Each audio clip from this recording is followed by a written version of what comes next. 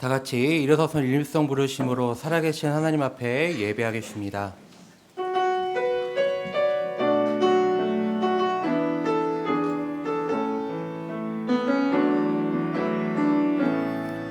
하늘의 문을 여소서, 이곳을 주목하소서. 주를 향한 노래가 꺼지지 않으니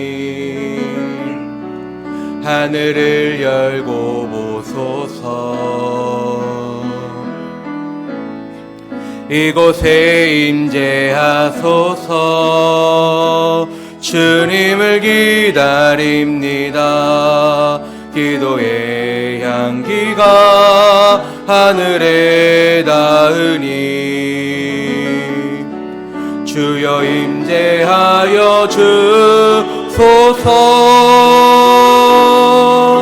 이곳에 오셔서 이곳에 앉으소서.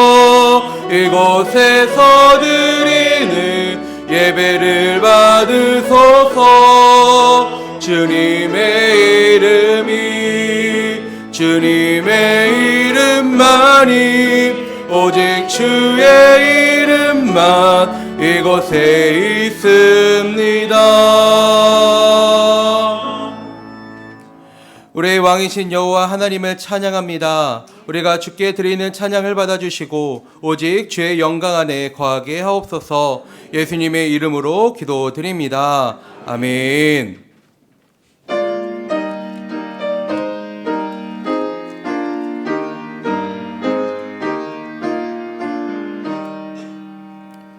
멸류관 벗어서 주 앞에 드리세. 저 천사 기쁜 노래가 온 땅에 퍼지네. 내 혼악 깨어서 주 찬송하여라. 온 백성 죄를 속하시 만왕의 왕이세. 멸류관 벗어서 주 앞에 드리세. 그 손과 몸의 상처가 영광 중 빛나네. 하늘의 천사도 그 영광 보고서 고난의 신비 알고자 늘은 모하도다. 멸류관 벗어서 주 앞에 드리세. 온 세상 전쟁 그치고 참 평화 오겠네. 주 보좌 앞에서 온 백성 엎드려 그 한량없는 영광을 늘 찬송합니다. 아멘. 나는 전능하신 아버지 하나님 천지의 창조주를 믿습니다. 나는 그의 유일하신 아들 우리 주 예수 그리스도를 믿습니다. 그는 성령으로 잉태되어 동정녀 마리아에게서 나시고 본디오 빌라도에게 고난을 받아 십자가에 못 박혀 죽으시고 장사된 지 사흘 만에 죽은 자 가운데서 다시 살아나셨으며 하늘에 오르시어 전능하신 아버지 하나님 우편에 앉아 계시다가 거기로부터 살아있는 자와 죽은 자를 심판하러 오십니다. 나는 성령을 믿으며 거룩한 공교회와 성도의 교제와 죄를 용서받는 것과 몸의 부활과 영생을 믿습니다. 아멘.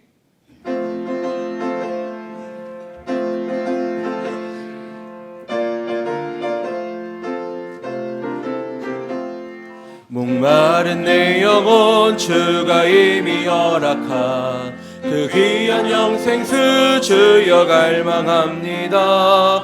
그 약속 따라서 힘써 간구하오니 오 주여 내 기도 어서 들어주소서.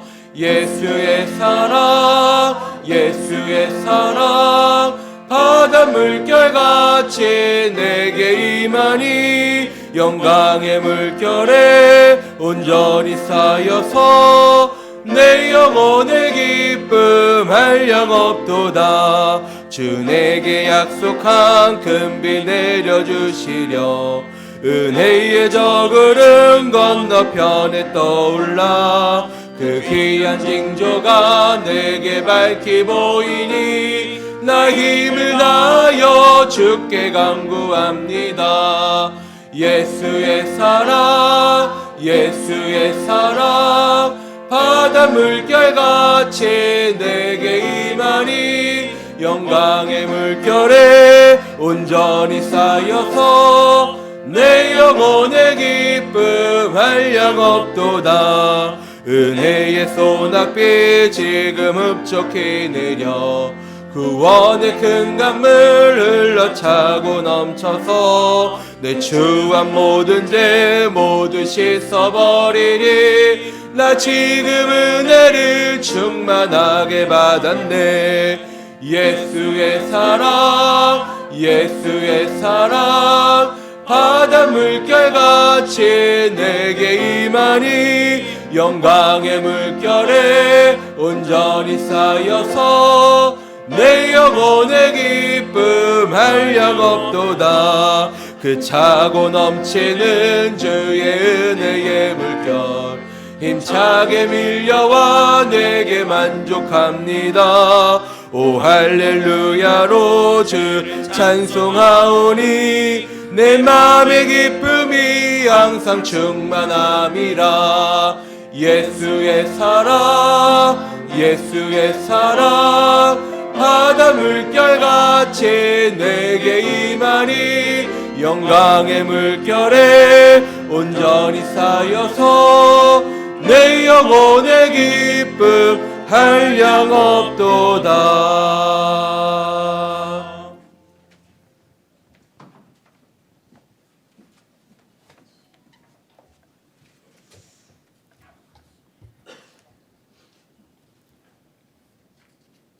보라, 하나님은 나의 구원이시라. 내가 신뢰하고 두려움이 없으리니 주 여호와는 나의 힘이시며 나의 노래시며 나의 구원이심이라.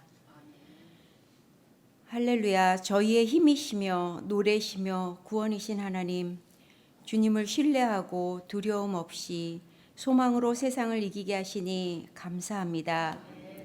6월의 첫 주일 예배의 자리에 나왔습니다. 오직 성령이 너희에게 임하시면 너희가 권능을 받고 예루살렘과 온 유대와 사마리아와 땅끝까지 이르러 내 증인이 되리라 명령하신 그 말씀에 순종하여 복음을 들고 믿는 성도의 삶을 살다가 예배의 자리에 나왔습니다. 저희의 삶이 전도가 되게 하시고 저희의 섬김이 주님의 사랑을 전하는 다리가 되게 하옵소서. 나라를 위하여 기도하며 믿음의 유업을 이어갈 자녀들을 위해 기도하는 성도들이 되게 하옵소서. 눈앞에 있는 걱정거리 대신 하늘의 상급을 소망하며 주님의 마음을 헤아리고 그 마음을 본받으려 힘쓰는 저희가 되도록 인도하여 주옵소서. 주님의 복음을 전하는 선교사님들을 기억하게 하시고 보내는 자의 본분인 기도와 물질 후원에 더욱 힘쓰게 하옵소서. 베드로의 선교 보고라는 제목으로 말씀을 듣습니다. 선한 마음밭을 허락하시어 말씀이 밭에 심겨지며 자라 열매 맺게 하시고 세상을 살아가는 힘이 되게 하옵소서. 호흡이 있는 자마다 여호와를 찬양하라신 말씀대로 마음을 다하여 카리스 찬양대가 찬양합니다. 예배 드리는 저희도 호흡을 같이 하여 마음으로 함께 찬양합니다. 천사에게도 맡기지 아니한 찬양을 주님께 드리며 이 예배가 주님 앞에 온전히 드려지길 소원합니다. 주님 사랑합니다. 감사합니다. 예수님의 이름으로 기도합니다. 아멘.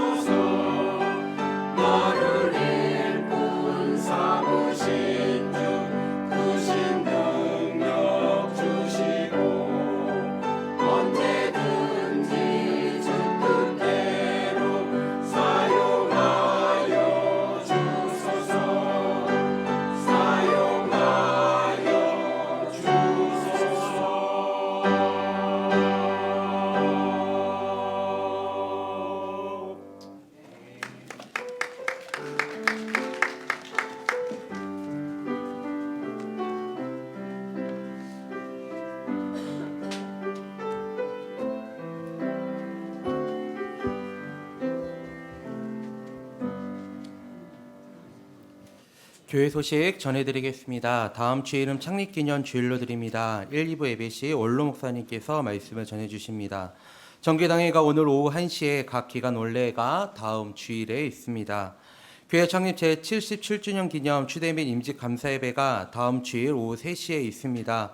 아울러 임직 감사 예배 리허설이 오후 2시에 있을 예정이오니 해당되시는 분들은 꼭 참석해 주시길 바랍니다. 서울 남지방 장로회 71회기 수련회가 다음 주 화요일에 있습니다. 문의는 신보호 장로님께 해주시기 바랍니다. 서울 남지방 남전도 연합회 주간 구국기도회와 군부대 방문이 22일 토요일에 있습니다. 16일 주일까지 사물로 신청해 주시길 바라며 문의는 김성길 안수지사님께 해주시길 바랍니다. 결혼식 감사의 마음으로 안은숙 면회지사님과 박선희 권사님께서 오늘 사랑의 만나로 섬겨주셨습니다. 함께 축하해 주시길 바랍니다. 기타 자세한 내용은 주보를 참고해 주시면 되겠습니다. 오늘 우리에게 주신 하나님의 말씀은 사도행전 11장 1절부터 18절입니다. 신약 206쪽입니다. 사도행전 11장 1절부터 18절까지의 말씀 읽도록 하겠습니다. 유대에 있는 사도들과 형제들이 이방인들도 하나님의 말씀을 받았다 함을 들었더니 베드로가 예루살렘에 올라갔을 때 할례자들이 비난하여 이르되 내가 무할례자의 집에 들어가 함께 먹었다 하니 베드로가 그들에게 이 일을 차례로 설명하여 이르되 내가 요빠 시에서 기도할 때 황홀한 중에 한 상을 보니 큰 보자기 같은 그릇이 내 귀에 매어 하늘로부터 내리어 내 앞까지 드리워지거늘 이것을 주목하여 보니 땅에 네 발 가진 것과 들짐승과 기는 것과 공중에 나는 것들이 보이더라. 또 들으니 소리 있어 내게 이르되 베드로야 일어나 잡아 먹으라 하거늘 내가 이르되 주님 그럴 수 없나이다. 속되거나 깨끗하지 아니한 것은 결코 내 입에 들어갈 일이 없나이다 하니 또 하늘로부터 두 번째 소리 있어 내게 이르되 하나님이 깨끗하신 것을 내가 속되다고 하지 말라 하더라. 이런 일이 3번 있은 후에 모든 것이 다시 하늘로 끌러 올라가더라. 마침 세 사람이 내가 유숙한 집에 앞에 서 있으니 가이사랴에서 내게로 보낸 사람이라. 성령이 내게 명하사 아무 의심 말고 함께 가라 하심에 이 6 형제도 나와 함께 가서 그 사람의 집에 들어가니 그가 우리에게 말하기를 천사가 내 집에 서서 말하되 내가 사람을 요빠에 보내어 베드로라 하는 시몬을 청하라. 그가 너와 내 온 집이 구원받을 말씀을 내게 이르리라 함을 보았다 하거늘 내가 말을 시작할 때 성령이 그들에게 임하시기를 처음 우리에게 하신 것과 같이 하는지라. 내가 주의 말씀에 요한의 물로 세례를 베풀었으나 너희는 성령으로 세례를 받으리라 하신 것이 생각났노라. 그런즉 하나님이 우리가 주 예수 그리스도를 믿을 때 주신 것과 같은 선물을 그들에게도 주셨으니 내가 누구에게 하나님을 능히 맡겠느냐 하더라. 그들이 이 말을 듣고 잠잠하여 하나님께 영광을 돌려 이르되 그러면 하나님께서 이방인에게도 생명 얻는 회개를 주셨도다 하니라. 아멘. 다 같이 일어서서 마음과 정성 다해 준비하신 예물 하나님께 봉헌하겠습니다.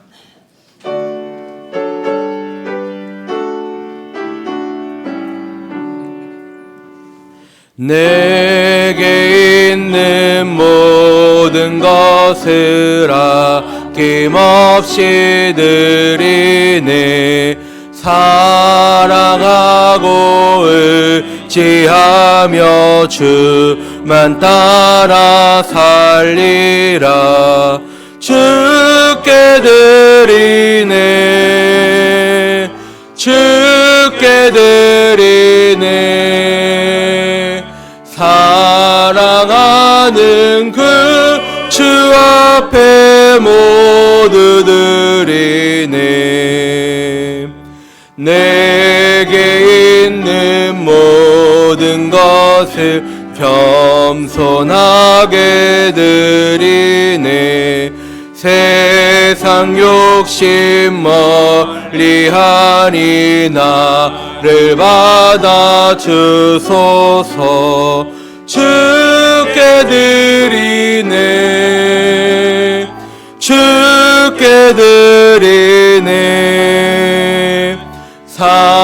사랑하는 그 주 앞에 모두 드리네. 내게 있는 모든 것을 주를 위해 드리네.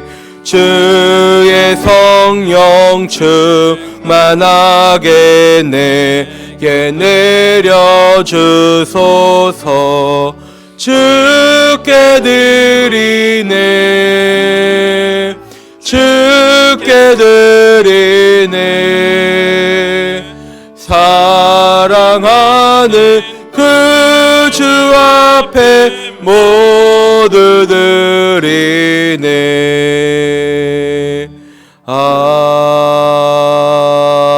아멘. 은혜와 사랑을 감사합니다. 지난 한 주간 저희들의 삶을 지켜주시고 특별히 매일매일 따뜻하고 화창한 날씨 허락해 주시어서 우리의 마음을 기쁘게 하시니 감사합니다. 오늘 또 주님 앞에 주일을 맞이해서 함께 모여서 주님을 찬양하고 예배하오니 주님께서 이 시간 성령으로 임재하시고 우리를 다스려 주시어서 하나님의 은혜가 우리의 심령과 삶에 넘쳐나게 하여 주옵소서. 사모하는 마음으로 원근각처에서 주님 앞에 나와서 함께 예배하는 성도들을 기억하시고 마음과 생각과 심령과 육체를 하나님의 능력의 손으로 붙들어 주시어서 오늘도 주님의 은혜가 우리의 심령에 가득 넘치게 하여 주옵소서. 아버지의 은혜 감사해서 정성껏 예물 올려드리오니 주님께서 기억하시고 예물에 담겨있는 성도들의 기도의 제목, 마음의 소원들 주님 지체치 마시고 속히 응답하여 주옵소서. 특별히 하나님 질병으로 또 병원에 입원해 있고 또 가정에서 예배하는 성도들도 있습니다. 특별히 사랑해 주시고 불쌍히 여겨 주시어서 주님의 능력의 손으로 어루만져 주시고 치료하시고 회복시켜 주시옵소서. 주의 말씀 들을 때에 성령님께서 우리에게 주시는 말씀으로 들려지게 하시고 말씀 붙잡고 한 주간을 승리하는 복된 삶이 될 수 있도록 인도하여 주옵소서. 주께서 함께 하실 줄 믿고 예수님 이름으로 기도드립니다. 아멘. 자리 앉겠습니다. 우리 옆에 분하고 한번 인사할까요? 주 안에서 한 주간 평안하셨습니까?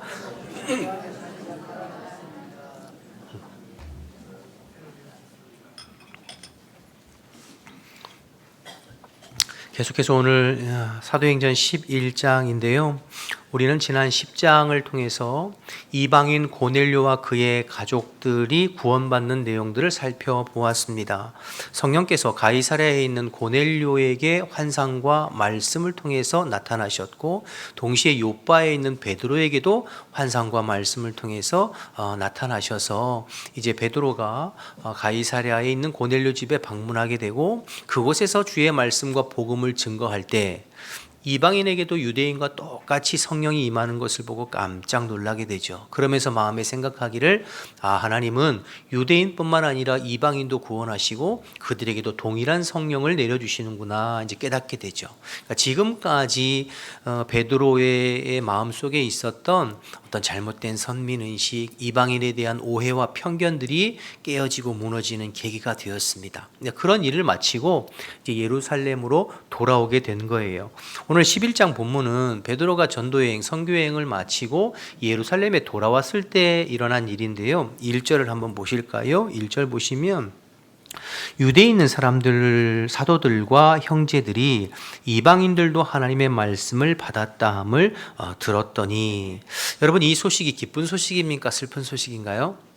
기쁜 소식이잖아요. 이방인들도 예수 믿고 구원받고 하나님의 자녀가 되었다는 기쁜 소식이잖아요. 그런데 예루살렘 교회에 있는 유대인 성도들은 그렇게 생각하지 않는 것 같아요. 2절 3절 계속 보실까요? 2절 3절 보시면 베드로가 예루살렘에 올라갔을 때에 할례자들, 정통 유대인 성도들을 말하는 거예요. 히브리파 성도들이 비난하여 이르되 내가 무할례자의 집, 이방인의 집, 고넬료의 집을 말하는 거죠. 들어가서 함께 먹었다 하니. 여러분 예루살렘에 있는 유대인 성도들은 지금 이방인이 예수 믿고 돌아온 것에 관심보다는 베드로가 이방인의 집에 가서 함께 식사했다는 것에 지금 더 마음이 써지고 있는 거죠. 그래서 여러분 어떻게 이럴 수 있느냐, 네가 이 유대인으로서 어떻게 이방인의 집에 가서 함께 밥 먹고 어울릴 수 있느냐, 베드로를 비난하기 시작해요. 여러분 참 기가 막히지 않습니까? 이방인들이 예수 믿고 돌아와서 그들도 성령 받고 방언으로만 하고 하나님 나라의 큰 일을 이야기하는 게 얼마나 기쁜 일이에요.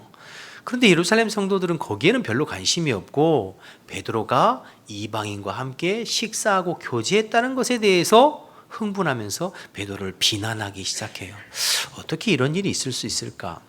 물론 유대인들이 이방인과 식사를 하지 않는 이유 중에 이방인들이 먹는 고기나 음식은 대부분 이방 신전에 제사 드렸던 음식을 내온 것이거든요. 대부분. 그래서 이제 이방인과 식사하는 것은 우상 숭배로 간주되기도 했어요. 더군다나 고넬료가 누구입니까? 로마 부대, 이탈리아 부대의 백부장이잖아요. 당시 이스라엘을 다스리고 있는. 그러니 어떻게 그럴 수 있느냐, 유대인으로서. 더군다나 오늘 본문 바로 앞에 10장 48절에 보면 그냥 잠시 하루 머문 것도 아니라 그 집에 며칠간 머물러 있었어요. 그러면서 같이 식사하고 교제하고. 그러니까 유대인들 입장에서는 더 흥분하고 지금 비난하고 있는 거죠. 그럼에도 불구하고 어떻게 예루살렘의 유대인 성도들이 이렇게 반응할 수 있을까 싶은 거죠. 저는 오늘 본문 말씀 묵상하면서 번뜩 누가복음 15장의 사건이 기억났어요. 여러분 누가복음 15장에 어떤 사건이 있었죠? 누가복음 15장 1절 2절 말씀을 한번 보실까요? 모든 세리와 죄인들이 말씀을 들으려 가까이 나오니 바리새인과 서기관들이 수군거려 이르되 이 사람이 죄를 영접하고 음식을 같이 먹는다 하더라. 그러니까 세리와 죄인들이 예수님 앞에 말씀 들으러 올 때 예수님께서 금하지 않고 용납하셨어요. 아니, 용납하실 뿐만 아니라 그들과 함께 먹고 마시고 교제하셨어요. 그것을 바리새인과 서기관들이 보면서 혀를 차고 비난하는 거죠. 아니, 저 사람이 어떻게 세리와 죄인, 창기 같은 사람들과 같이 밥을 먹고 식사하고 어울리지? 이렇게 이제 비난하기 시작했잖아요. 그때 예수님께서 비난하던 바리새인과 서기관들을 향하여서 세 가지 비유의 말씀을 하세요. 우리가 너무나 잘 아는 잃어버린 어린 양을 찾는 비유, 잃어버린 드라크마의 비유, 우리가 탕자 비유라고 하는 잃어버린 아들을 되찾는 이 세 가지 비유를 통해서 한 영혼이 얼마나 귀한지에 대해서 예수님 말씀하시거든요. 하나님은 잃어버린 한 영혼을 돌아오기를 간절히 바라고 계시고 그 잃어버린 영혼이 주님 앞에 돌아올 때에 하늘에서는 잔치가 벌어진다. 잃어버린 한 영혼을 찾았을 때, 양을 찾았을 때도 잔치했고 드라크마를 되찾았을 때도 잔치했고 둘째 아들이 돌아왔을 때도 온 집안 식구가 잔치했거든요. 그러니 예수님께서는 한 영혼을 이 비유를 통해서 사실은 비판하는 바리새인과 서기관들의 그 삐뚤어진 마음을 꼬집고 계신 거죠. 지금 세리와 창기와 같은 사람들이 예수 믿고 하나님 앞에 돌아오는 것이 얼마나 기쁜 일이냐. 하늘에서는 잔치가 벌어질 텐데 너희들은 기쁘지 않니? 이제 이 이야기를 하시는 거거든요. 마치 탕자 비유에서 모든 사람들이 다 기뻐하는데 한 사람 기뻐하지 않는 사람 있잖아요. 누구였죠? 큰아들. 자기가 누리고 대접받는 것은 마땅하고 당연한 것으로 여기고 둘째 아들이 돌아와서 대접받는 것에 대하여서는 환영받는 것에 대해서는 있을 수 없다고 생각하면서 분내고 화내는 그 마음, 딱 세리와 창기가 돌아왔음에도 불구하고 기뻐하지 아니하고 예수님 비난하는 바리새인과 서기관들의 그 삐뚤어진 마음, 그것을 지금 예수님께서 꼬집으면서 말씀하신 것이 누가복음 15장의 세 가지 비유예요. 자, 그런데 이 비유의 말씀을 하실 때 예수님 옆에서 말씀을 듣고 있던 제자들과 유대인들의 마음은 어땠을까요? 통쾌하지 않았을까요? 야, 우리 예수님 역시 말 잘하신다. 저 외식하는 바리새인과 서기관들의 마음을 저렇게 통쾌하게 한 방울 먹이면서 그렇게 말씀하시는구나, 이렇게 생각하지 않았을까요? 그런데 오늘 사도행전 11장에 돌아와서 생각해 보면 지금 예루살렘에 있는 유대인 성도들의 모습 속에서 누구의 모습이 보이는 거예요? 바리새인과 누가복음 15장의 서기관들의 모습이 그대로 보이고 있잖아요. 이방인들이 예수 믿고 성령 받고 돌아왔다는 이야기를 들으면서 기뻐하기보다 어떻게 유대인으로서 이방인과 밥같이 먹을 수 있냐 비난하고 있잖아요. 어떻게 세리와 창기들과 밥을 같이 먹을 수 있느냐고 똑같은 것 아닌가요? 남들이 예수님 앞에 책망받을 때는 통쾌하게 생각했으면서 정작 자신들의 잘못은 인식하지 못하고 있는 바리새인과 서기관들의 모습을 꼭 닮았습니다. 여러분, 누가복음 15장에 왜 바리새인과 서기관들이 세리와 죄인들, 창기들에 대해서 그렇게 비난했을까요? 나는 적어도 저 사람들보다는 낫다는 생각이죠. 나는 적어도 저 사람들 같은 죄인은 아니야. 스스로 자기 의에 빠져서 누군가를 비난하고 정죄하고 있잖아요. 마찬가지로 오늘 사도행전 11장에 예루살렘 교회 유대인 성도들도 베드로를 향해서 왜 비난합니까? 야, 우리는 적어도 택한 백성이잖아. 우리는 하나님의 특별한 사랑을 받는 백성이잖아. 그런데 어떻게 우리가 구원 밖에 있는 이방인들하고 같이 교제하고 식사할 수 있느냐? 그런 이유에서가 아니겠어요? 우리 안에 혹 이런 마음이 없나 생각해 보게 됩니다. 가끔 성도님들 찾아와서 면담 신청할 때 누군가에 대해서 그렇게 비난하고 미워하고 험담하고 하시는 분들이 있어요. 자기의 믿지 않았을 때의 모습, 자기가 신앙이 어릴 때의 모습은 다 생각하지 아니하고 누군가에 대해서 계속해서 수군거리고 비난하고 지적하고 하는 모습, 오늘 유대인 성도들이나 바리새인과 같은 모습이 우리에게는 없는지 생각해 보게 됩니다. 여러분, 오늘 예루살렘의 유대인 형제들이 베드로를 그렇게 비난했던 그 마음의 저변에는 선민의식이 자리 잡고 있거든요. 우리는 하나님의 택한 백성, 우리는 하나님의 특별한 사랑을 받은 백성이라고 하는 선민의식이 자리 잡고 있죠. 여러분, 이건 귀한 거죠. 근데 이게 지나치면 배타적이게 되고 민족주의가 되고 우월의식이 생기고 교만하게지게 되는 거죠. 그건 옳지 않죠. 자, 그러면 이스라엘 백성들이 가지고 있는 그 선민의식의 본질이 무엇입니까? 하나님께서 왜 이스라엘 백성들을 택하신 이유가 무엇이에요? 이스라엘 백성들이 똑똑하고 잘나고 능력이 있어서인가요? 아니에요. 신명기 7장 6절 7절에 이렇게 말씀하세요. 이스라엘 택한 백성이 택하신 이유를, 너는 여호와 내 하나님의 성민이라. 내 하나님 여호와께서 지상 만민 중에서 너를 자기 기업의 백성으로 택하셨나니. 너무 귀한 거죠. 근데 7절을 보세요. 여호와께서 너를 기뻐하시고 너를 택하심은 너희가 다른 민족보다 수효가 많기 때문이 아니니라. 너희는 오히려 모든 민족 중에 어떻기 때문에요? 가장 적기 때문에 택하셨다는 거예요. 너희들이 잘나고 너희들이 세상 사람들보다 똑똑하고 의로워서가 아니라 오히려 가장 연약하고 작기 때문에 택했다. 왜요? 그 작은 민족을 통해 하나님의 위대하심이, 그 작은 족속을 통해 하나님의 구원하심이 드러내기 위함이잖아요. 그래서 출애굽기 19장 5절 6절에도 보면 하나님이 이스라엘 향한 목적이 이렇게 나와 있는데요. 택하신 목적이, 세계가 다 내게 속하였나니 너희가 내 말을 잘 듣고 내 언약을 지키면 너희는 모든 민족 중에서 내 소유가 되겠고 너희가 내게 대하여 뭐라고 했죠? 제사장 나라가 되며 거룩한 백성이 되리라. 이렇게 말씀하셨어요.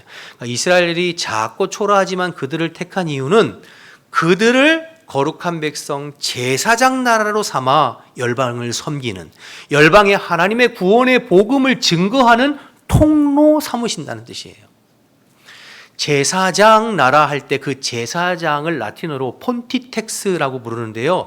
뜻은 다리 놓는 사람들이라는 뜻이에요. 제사장은 하나님과 백성들 사이에 다리 놓는 사람들이잖아요. 마찬가지로 이스라엘 백성의 그 작고 초라하고 연약한 자들을 하나님께서 택하신 이유는 이스라엘을 세상을 향하여 다리 놓는 백성, 다리 놓는 자들로 하나님과 세상에, 즉 하나님의 구원의 도와 구원의 복음을 이스라엘을 통해 열방을 구원하는 통로로 삼으시기 위해서 이스라엘 택하신 거예요.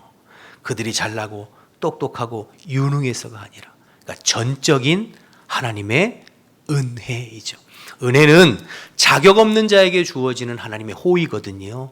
이스라엘 백성이 자격이 있어가 아니라 자격이 없지만 전적인 하나님의 그들의 은혜로 택하셔서 하나님의 구별된 백성으로 세상을 섬기고 세상의 복음의 통로로 쓰임받기 위해서 그 백성을 택하셨다라고 말씀하세요.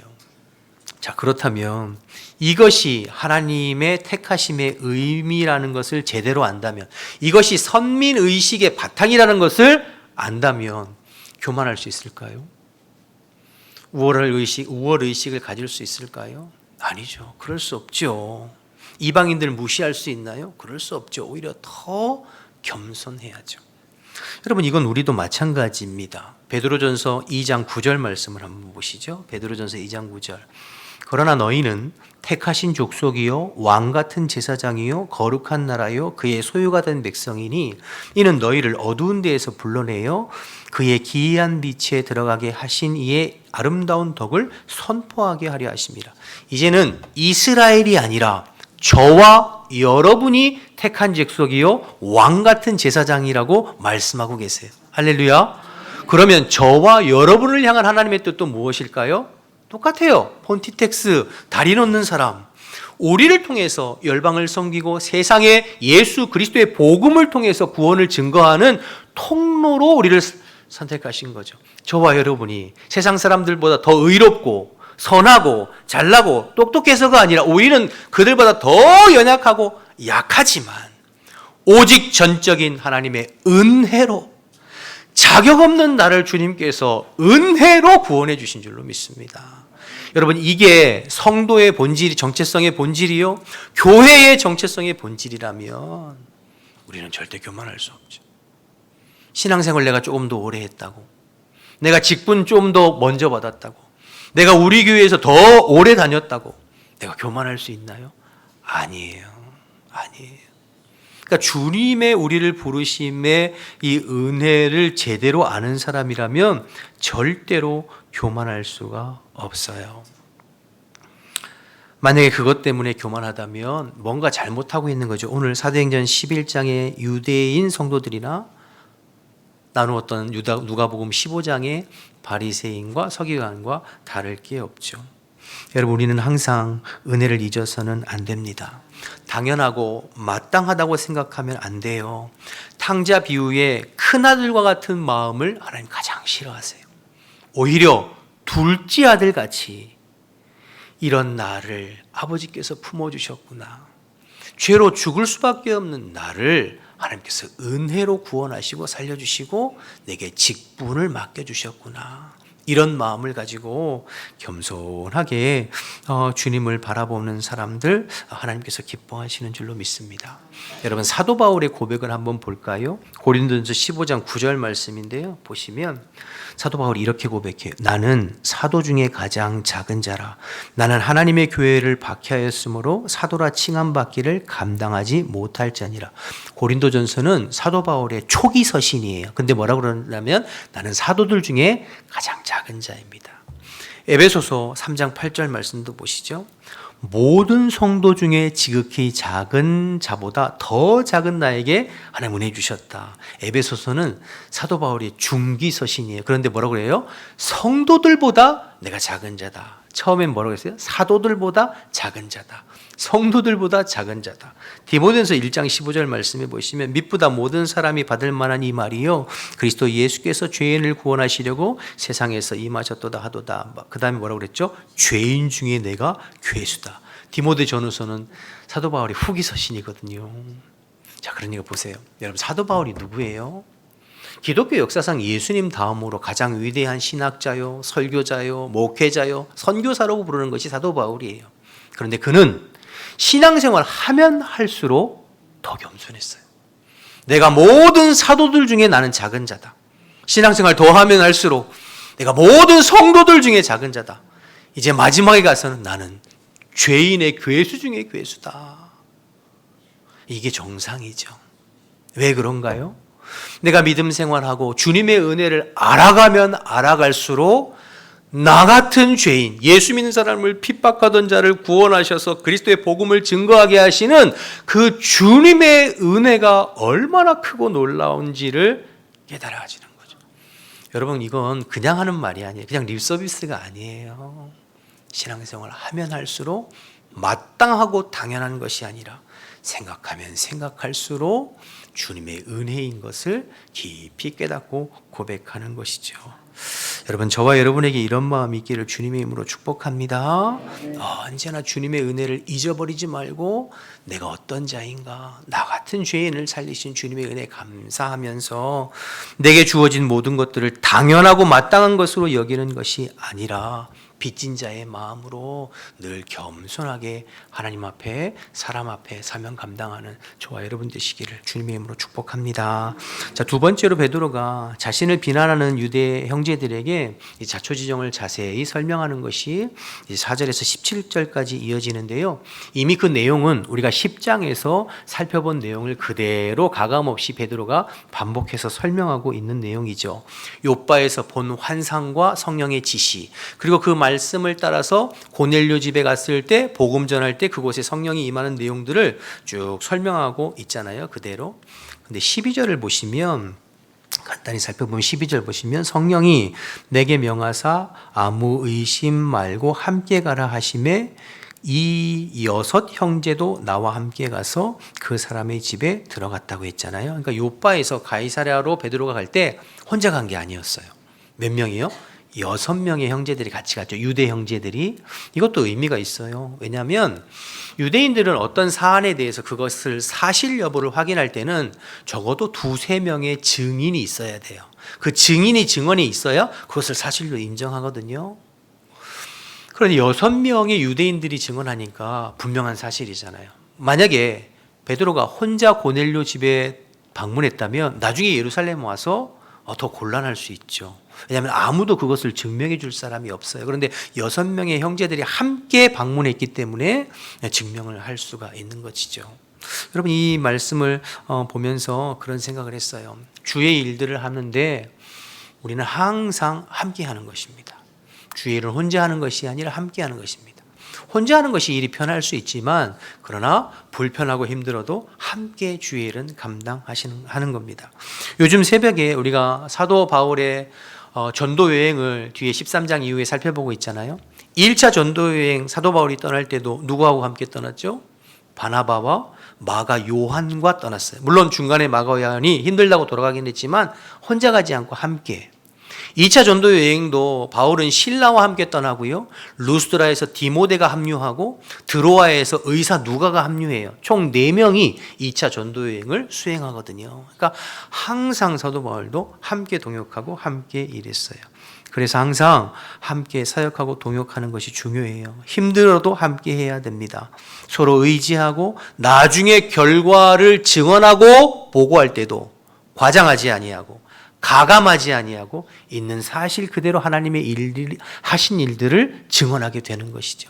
그래서 우리가 사도행전을 신뢰할 만한 거예요. 이 사도행전이 바울 혼자 경험한 것도 아니고 베드로 혼자 경험한 것도 아니고 함께 주의 지체들이 주님이 일하심을 체험하고 경험하고 듣고 본 것을 증언한 것이 사도행전이거든요. 그렇기 때문에 우리가 신뢰할 만한 것이죠. 우리 신앙생활도 마찬가지입니다. 요즘 여러 가지 이유로 교회 나가지 아니하고 인터넷을 통하여서 혼자 신앙생활하는, 소위 말하는 가난한 성도들이 많아요. 가난 아시죠? 뒤로 거꾸로 뒤집으면 안 나가. 그러니까 나는 교회 안 나가고 혼자 집에서 내 믿음 지킬 거야. 가난한 성도가 안 나가 성도거든요. 그런 분들이 많아요. 굉장히 좋은 것 같지만 천만에요. 신앙이 건강하게 성장할 수가 없습니다. 여러분, 힘들어도 어려워도 때로는 다툼이 있고 분쟁이 있어도 신앙은 함께 교회를 통해서 여러분, 우리는 구원은 우리가 예수 그리스도를 믿음으로 1:1로 받지만 신앙생활은 교회를 통해서 그리스도의 몸을 이루면서 신앙생활하라고 하셨어요. 사도 바울과 바나바도 1차 전도여행 마치고 2차 전도여행 가기 전에 다투잖아요. 마가 요한 데리고 가야 되냐 말아야 되냐. 여러분, 바울도 다퉜어요. 그러니까 교회 안에 다툼이 있어요. 그럼에도 불구하고 교회 공동체를 통해서 함께 신앙생활해야 우리가 신앙이 건강하게 성장할 수 있습니다. 여러분, TV 같은 데 보면 동물의 왕국 같은 데 보시면 물 위에서 떨어진 개체들은 항상 맹수의 타겟이 되잖아요. 마찬가지로 혼자 신앙생활하면 신앙이 잘 클 것 같지만 아니요. 마귀에 계속적인 신앙이 잘 클 수가 없습니다. 여러분, 기억하셔서 언제나 서로 격려하면서 함께 신앙생활하고 예배만 드리고 그냥 돌아가지 마시고 또 구역 모임도 또 2부는 좀 불편하시긴 합니다만 식사도 또 같이 하시고 교제하면서 그리스도의 몸을 이루어가는 저와 여러분 되시기를 축복합니다. 자, 그런데 진짜 드리고 싶은 말은 5절부터 베드로가 증언한 내용을 보면 우리가 이제 10장에서 살펴본 대로 하늘에서 보자기 같은 것들이 내려오고 그 안에 먹을 수 없는 부정한 짐승으로 가득했잖아요. 성령께서 음성으로 잡아먹으라, 못 먹습니다. 잡아먹으라, 못 먹습니다. 3번 하고 올라갔잖아요. 이 말은 베드로의 마음 가운데 부담이 있다는 거예요. 이방인들에 가는 것에는 굉장히 부담이 있다는 거예요. 그럼에도 불구하고 성령의 지시에 순종해서 갔어요. 그래서 고넬료의 집에 갔을 때 베드로가 뭐라고 얘기하냐면 10장 28절 29절 앞에 한 장 바로 전인데요. 이렇게 이야기해요. 베드로가 고넬료 집에 딱 들어갔을 때 이르되 유대인으로서 이방인과 교제하며 가까이 하는 것이 위법인 줄 너희도 알거니와. 그러니까 베드로 마음 가운데 부담이 있었다는 얘기죠. 또 내가 이 집에 방문함으로 인하여서 후에 유대인들에게 공격받고 어려움 당할 수 있는 일을 알았던 거예요. 그럼에도 불구하고 뭐라고 얘기죠? 하나님께서 내게 지시하사 아무도 속되다 하거나 깨끗하지 않다 하지 말라 하시기로 부름을 사양하지 아니하고 왔노라. 묻노니 무슨 일로 나를 불렀느냐 이렇게 얘기하는 거죠. 그러니까 베드로는 알았어요. 내가 성령의 지시를 따라서 지금 고넬료주 이방인 집에 가서 같이 교제하면 나중에 예루살렘 올라갔을 때 오해받고 공격받고 비난받을 것을 알았어요, 몰랐어요? 알았죠. 충분히 예상되는 일이에요. 그럼에도 불구하고 하나님이 원하시면 주님의 뜻이라면 제가 순종하겠습니다 라고 해서 순종해서 온 것이에요. 그런데 오늘 11장에 와보니까 아니나 다를까 선교 여행을 마치고 예루살렘 왔을 때 공격이 있어요, 없어요? 있죠. 비난하고 공격하고. 그럼에도 불구하고 여러분 말씀을 묵상하면서 이런 생각이 들었어요. 앞에 우리가 이미 살펴봤습니다만 9장 31절에 보면 하나님께서 유대와 사마리아와 지역에 있는 모든 교회들에게 평안을 주시니라. 근데 그 다음에 이제 베드로가 그 평안을 주신 지역을 순회하면서 이제 전도행이 시작되거든요. 그래서 루다에 가서 8년 된 중풍병자 애니아를 고치고 그리고 이제 요빠에 가서 다비다를 고치고 그리고 이제 가이사르로 갔잖아요. 여러분 만약에 베드로가 요빠까지만 사역을 하고 성령의 그 환상과 지시를 무시하고 예루살렘으로 돌아왔으면 예루살렘 교회에 있는 성도들이 어떻게 했을까요? 칭찬했을 거예요. 왜냐하면 루다에 있는 8년 된 중풍병자 애니야 유대인입니다. 요빠에 있는 다비다 유대인입니다. 만약에 요빠까지만 사역하고 예루살렘으로 돌아왔으면 성도들이 칭찬하고 박수했겠죠. 그러나 하나님은 기뻐하시지 않으셨을 거예요. 그리고 이방인 선교에 대한 그 놀라운 일들은 베드로가 아닌 다른 사람을 통해서 일하셨겠죠. 그리고 베드로는 성령이 고넬료에게와 그 가정을 구원하시고 그들이 방언으로 말하고 성령 받는 그 놀라운 광경을 체험하지도 못했을 것이고 그리고 한동안 여전히 우물 안의 개구리처럼 내 생각과 내 고집과 내 편견과 내 안에 가득해서 누군가를 비난하고 정죄하는 삶을 그런 신앙생활을 했겠죠. 그래서 여러분 때로는 당장의 사람들이 지지하지 않아도 아니 반대하고 비난하고 하는 일들이 예상되어도 하나님의 뜻이면 믿음으로 순종하는 것 그게 주님께서 원하시는 질자 일꾼인 줄로 믿습니다. 때로는 우리는 너무 사람들의 평가와 이야기에 너무 민감한 것 같아요. 사람들이 어떻게 이야기하나 사람들이 어떻게 평가하나 그렇다고 뭐 무시하고 독단적으로 늘 하느라는 이야기는 아니고 때로는 오해가 예상되어지지만 그러나 사람들에게 논란이 예상되어져도 기도하면서 주님이 이것을 원하시는구나 한다면 믿음으로 순종하고 반응하는 것을 주님께서 원하신다는 것을 깨닫게 되죠. 여호수아 갈렙도 뻔히 사람들에게 돌이 날라오고 힘들어할 걸 알았어요. 그럼에도 불구하고 주님이 원하시면 우리는 갈 수 있다. 여러분 우리가 하나님의 말씀에 순종한다고 매번 칭찬 듣고 지지받는 것은 아닙니다. 예수님 십자가를 지시기 위해 골고다 올라가실 때 수많은 사람들이 비아냥거렸어요.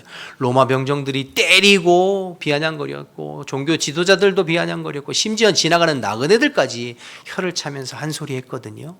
그럼에도 불구하고 예수님은 묵묵히 십자가 지셨어요. 그래서 부활의 영광에 참여한 것 아닙니까? 묵묵히 주의 말씀에 순종한 여호수아와 갈렙이 결국에는 그 두 사람만 가나안 땅 들어가지 않았습니까?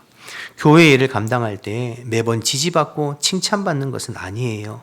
뒷말도 하고 수군거리기도 하고 비판하는 사람들도 있어요. 그러나 정말 하나님의 뜻이면 묵묵히 순종하는 그가, 묵묵히 순종하며 십자가 지는 그가 진짜 하나님의 일꾼인 줄로 믿습니다.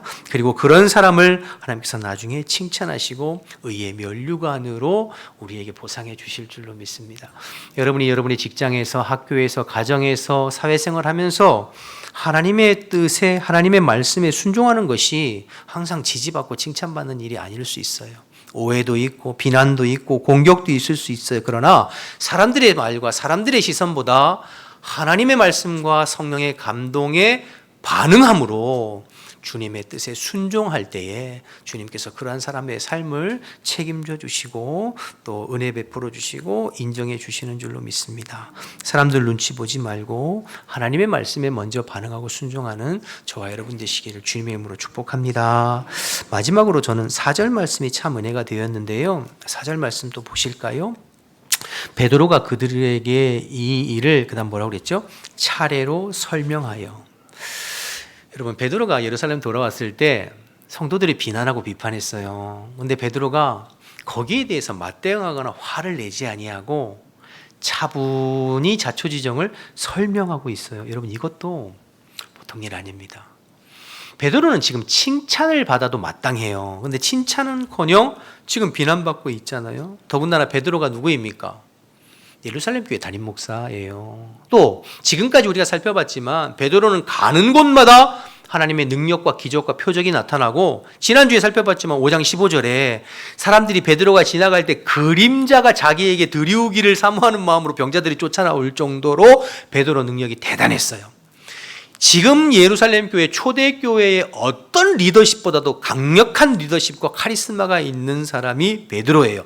충분히 예루살렘 교회의 성도들이 비난할 때 같이 혈기 부리면서 맞대응하고 권위로 찍어 누르고 무시할 수 있는 그런 입장이거든요.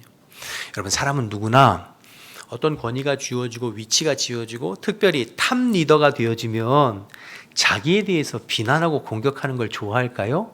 싫어합니다. 사람은 누구나 싫어합니다. 우리나라에도 그런 분 한 분 계시잖아요. 공격하는 거 너무 싫어하잖아요. 그건 그 사람이 나쁜 거서 그런 거 아니라 누구나 그런 거예요. 다 싫어해요. 그런데 베드로는 보세요. 권위를 내세우지 않고 자세히 설명해요. 여러분, 과거에 복음서에 나오는 베드로의 성정과 비교해 보면, 야, 베드로가 정말 많이 달라졌구나. 베드로는 다혈질이었습니다. 말보다는 행동이 앞서는 사람이었고 감정적인 사람이었잖아요. 그래서 말고의 귀를 칼로 내리칠 정도로. 그런데 오늘 본문에 보니까 그 베드로가 많이 달라졌어요. 인내하고 자제하고 절제하는 그런 베드로.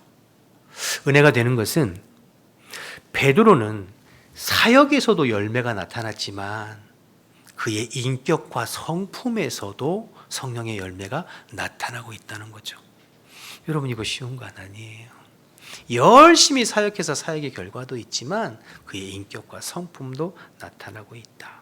저와 여러분에게도 이런 모습이 있기를 주님의 이름으로 축복합니다. 때로는 나를 비난하고 억울하게 공격하고 뒤에서 수군거리고 때로는 내 의견에 반대하고 맞설 때 같이 감정적으로 대응하고 같이 싸우고 큰소리하고 하는 것이 아니라 베드로처럼 성숙한 마음으로 주님의 마음으로 차분하게 대응할 수 있는 저와 여러분 되셨으면 좋겠어요. 여러분, 우리가 은혜를 받는 것도 중요하지만 받은 은혜를 잘 간직하는 것이 중요합니다. 그런데 자꾸 우리가 화를 내고 분을 내고 쓴물이 자꾸 나오면 받은 은혜가 다 썩어요.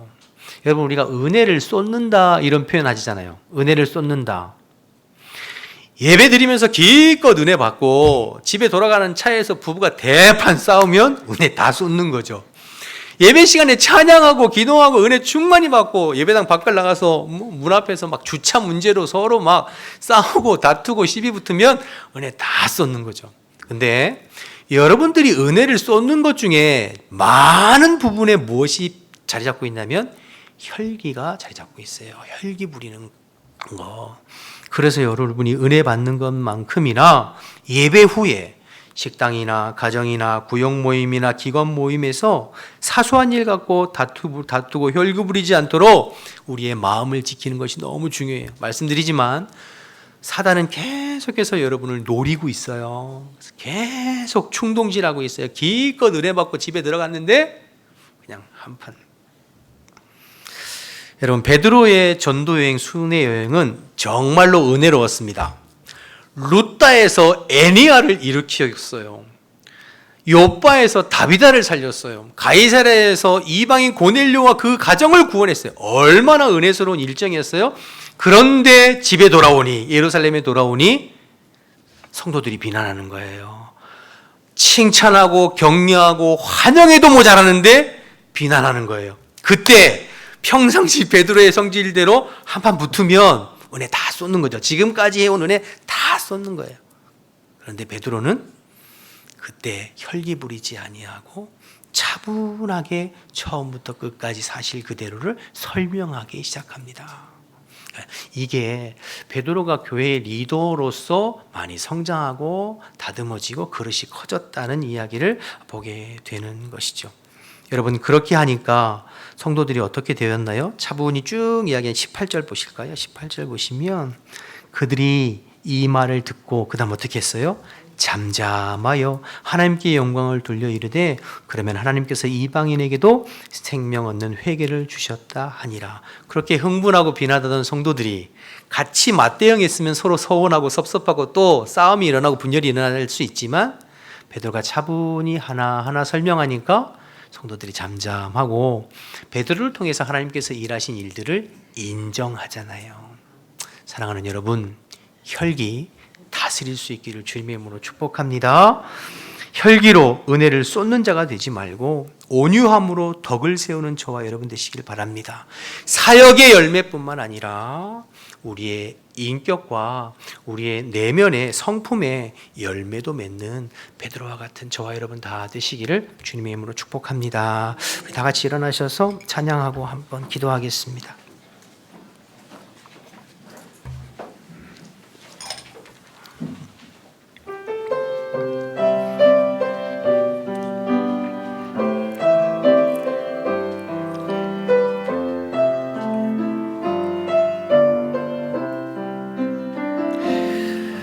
내가 누려왔던 모든 것들이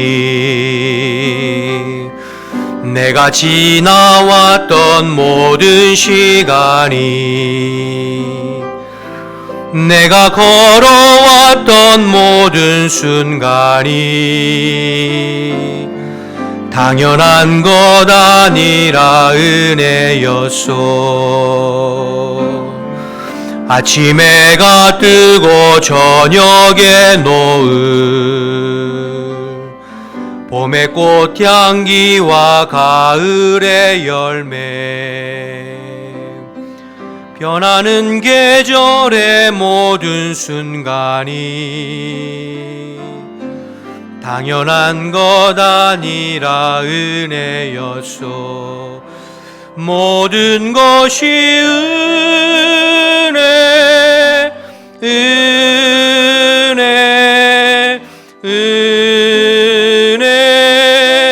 한없는 은혜 내 삶에 당연한 것 하나도 없었던 것을 모든 것이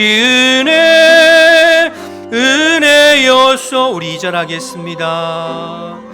내가 이 땅에 태어나 사는 것 어린아이 시절과 지금까지 숨을 쉬며 살며 꿈을 꾸는 삶 당연한 것 아니라 은혜였소. 내가 하나님의 자녀로 살며 오늘 찬양하고 예배하는 삶 복음을 전할 수 있는 축복이 당연한 것 아니라 은혜였소. 모든 것이 은혜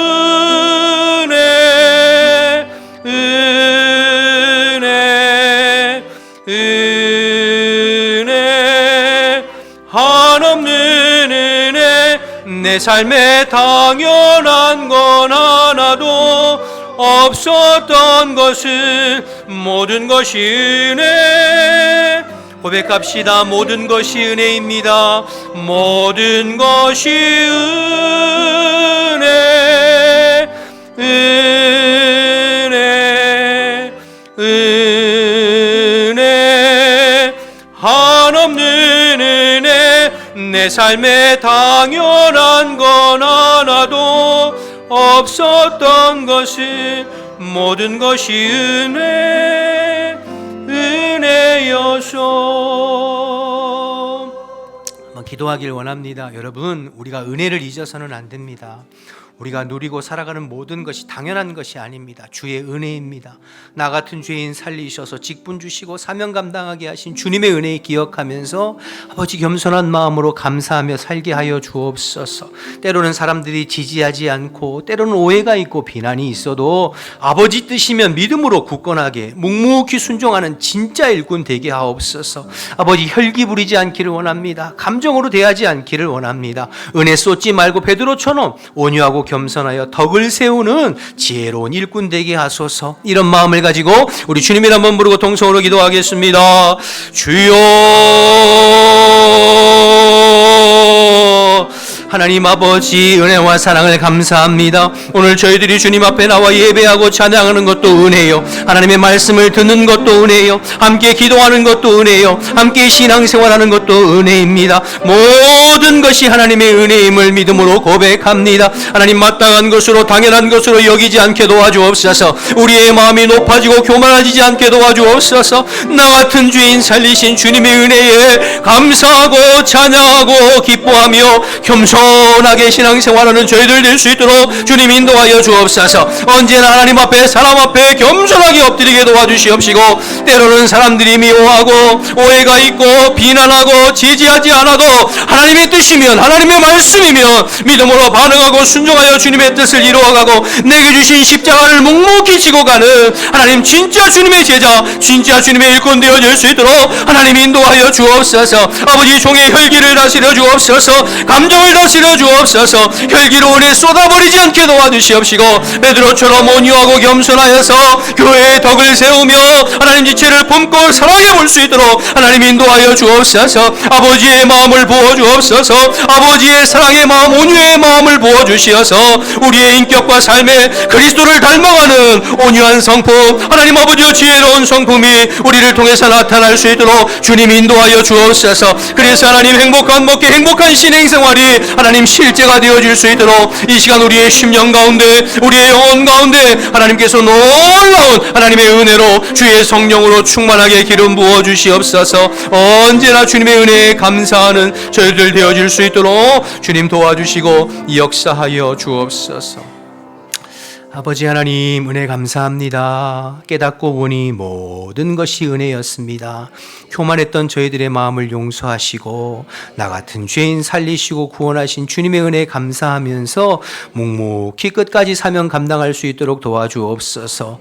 때로는 나를 미워하고 시기하는 사람들도 있고 오해하고 비난하는 사람들도 있지만 거기에 우리의 마음이 휩쓸리지 않게 도와주시고, 하나님 특별히 우리를 혈기를 다스리게 하셔서 예수님 닮은 온유하고 겸손한 마음으로 끝까지 주의 사명 감당하는 주님의 참된 일꾼, 참된 제자들 다 될 수 있도록 도와주옵소서.